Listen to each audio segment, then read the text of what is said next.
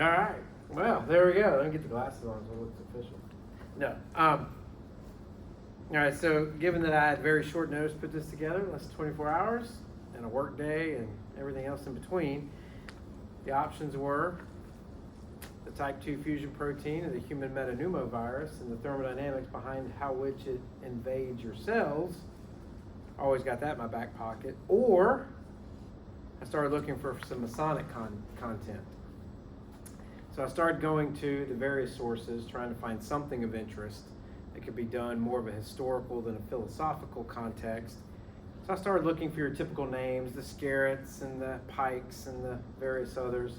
Then it dawned on me, you know, for people such as myself who maybe aren't as steeped in the lore and the history as some of my other brethren, Albert Pike is, of course, a name that a lot of people refer to, and everyone knows him as being one of the big shots in D.C. with the Scottish Rite back in the days and all those things. Got statues and busts. But, you know, as I start looking for things that he wrote or Scarrett or other people wrote that maybe I could go over, the 5 steps of architecture and the educations and the degrees, then it dawned on me, you know, I don't know much about Albert Pike.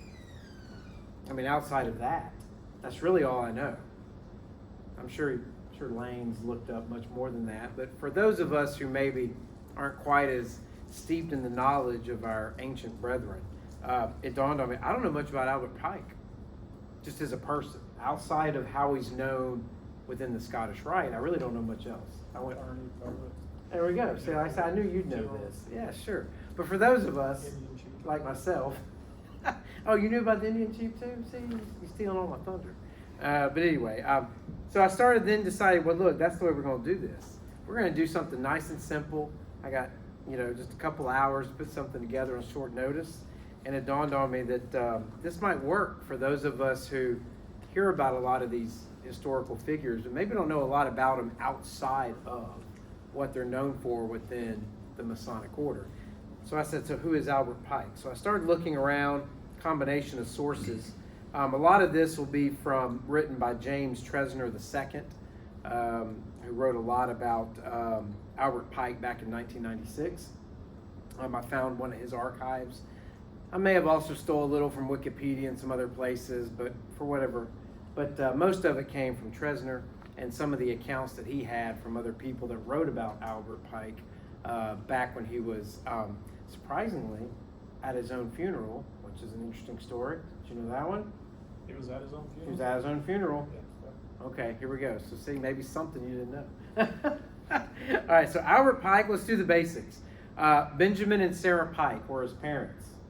He was born on December 29th, 1809. My dad's birthday, not the 1809 part, December 29th. He's not that old. And he passed away on April 2nd, 1891.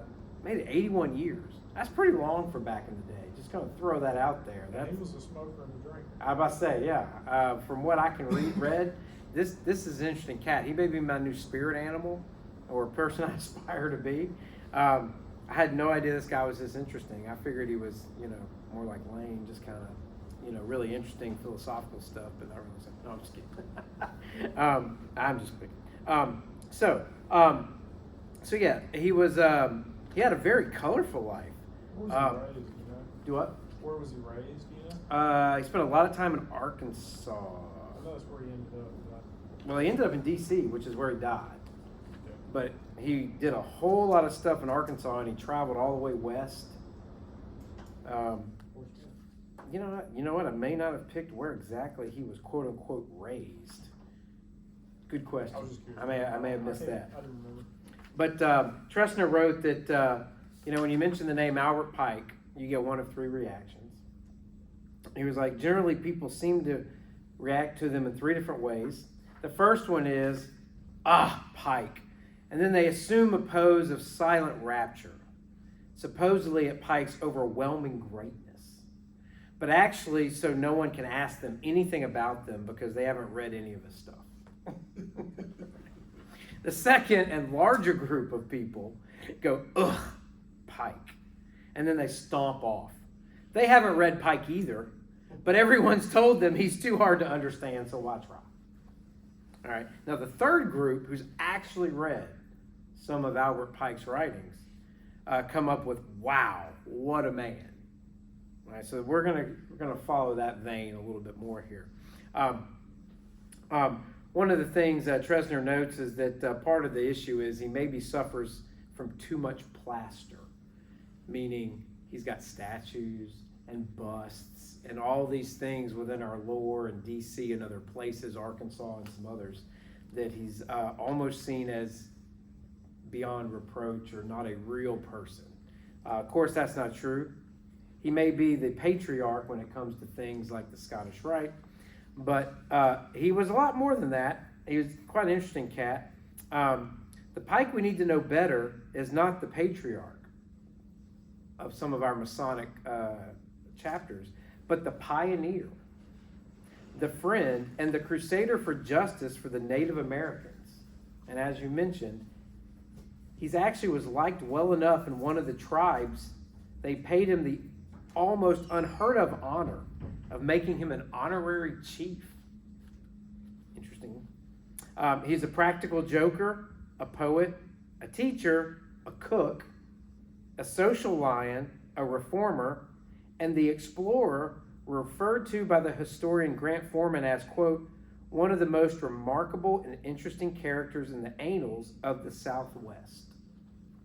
So where does he get these honors? Well, first off, things you may not know about him. He was dashing and handsome, by all accounts.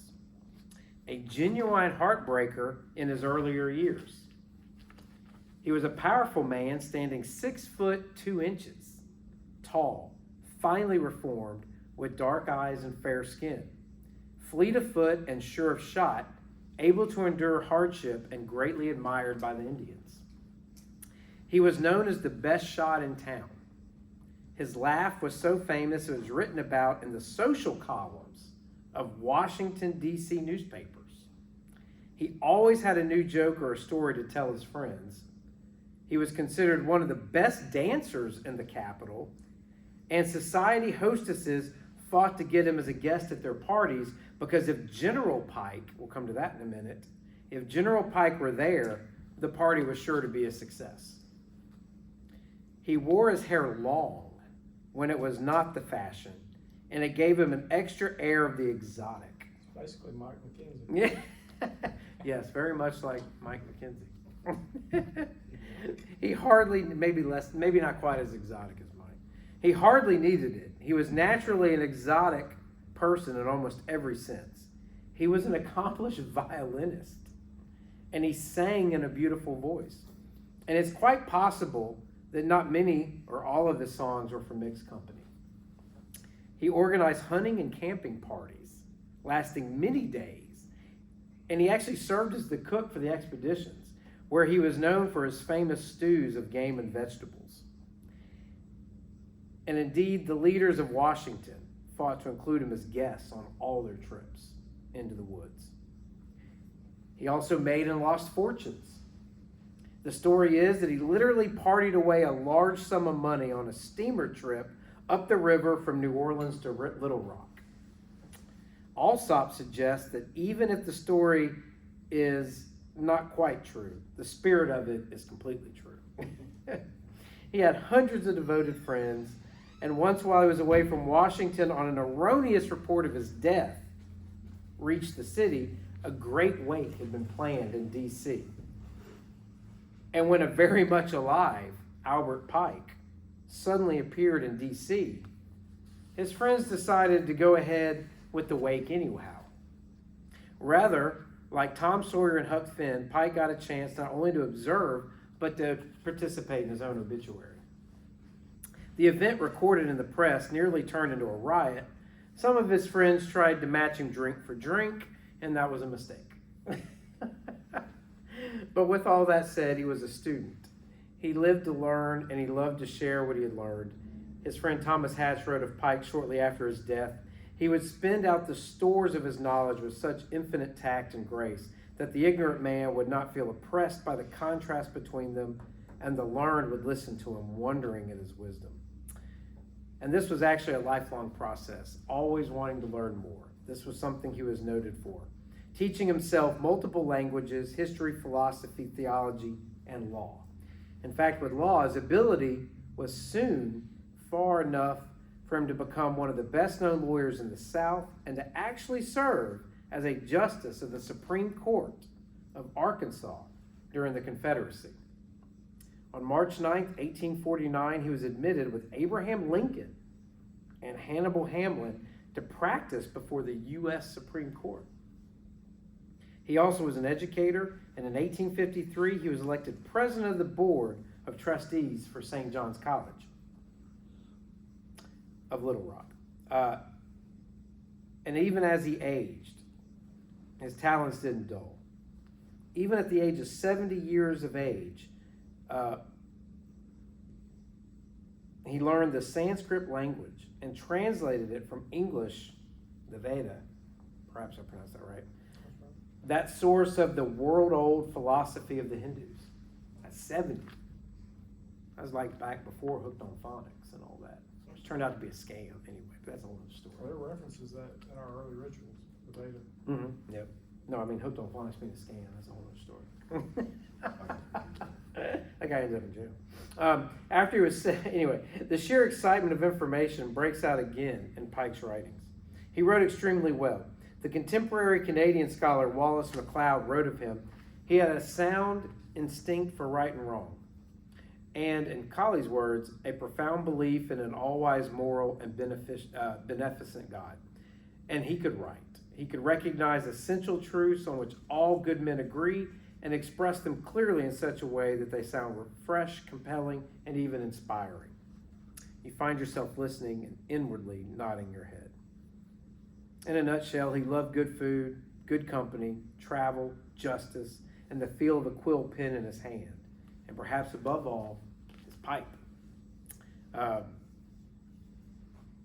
Critics who don't know him, you can find critics of just about anybody out there. They essentially try to paint him as someone who's not connected to the real world, lives up in an ivory tower somewhere. You'll find a lot of his critics saying that he's one of those, academic scholars who just sits up there and writes, doesn't really connect with the people. But that's really not true in this case. He may be a plaster patriarch, but the reality is there are very few ivory towers on the battlefield. And Pike was a general.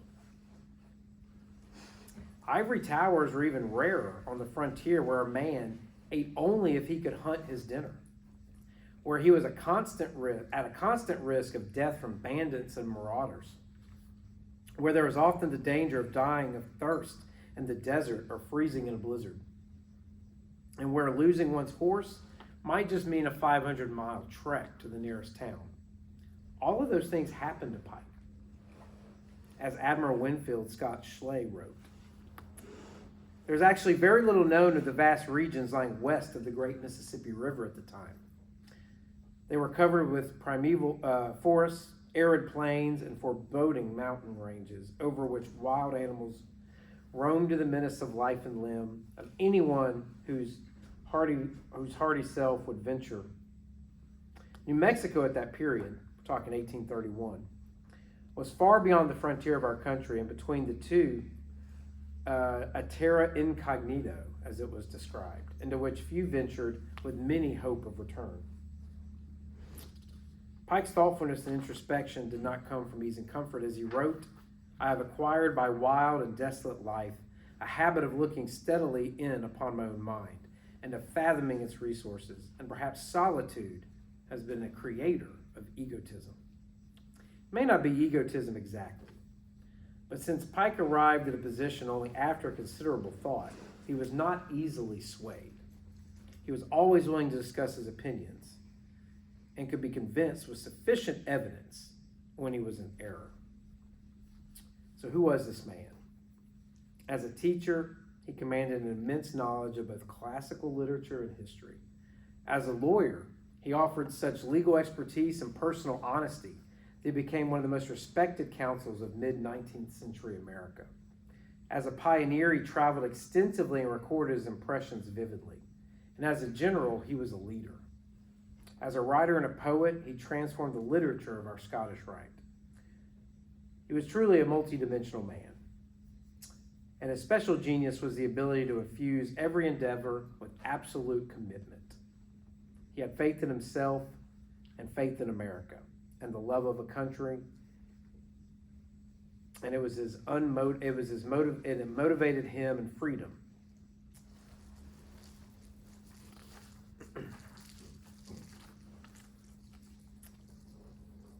He was all that, he was more. He was a profound student of philosophy who loved the sight of a pretty face, a well-prepared meal, and a belly laugh. He was the principal expounder of the Scottish Rite for the Southern jurisdiction, who got fired from a teaching job once for, quote, playing the fiddle on Sunday.